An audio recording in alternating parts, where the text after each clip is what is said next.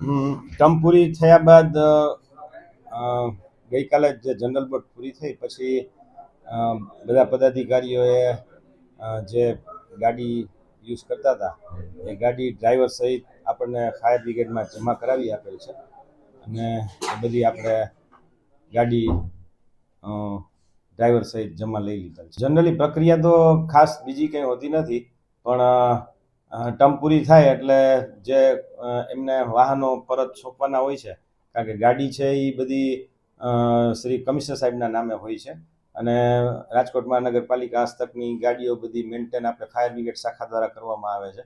એટલે બધા પદાધિકારીઓએ પોતાની ગાડી ડ્રાઈવર સહિત ફાયર બ્રિગેડમાં આપેલી છે. હા, ડ્રાઈવરને અમે શિફ્ટ વાઇઝ ડ્યુટી જે અમારે ફાયર બ્રિગેડમાં આવતી હોય છે એ જ પ્રમાણે અમે એ લોકોને શિફ્ટ વાઇઝ ડ્યુટી આજથી ફાળવી દીધી છે. ના, એ કાર બધી અત્યારે આપણે રિઝર્વ જ છે.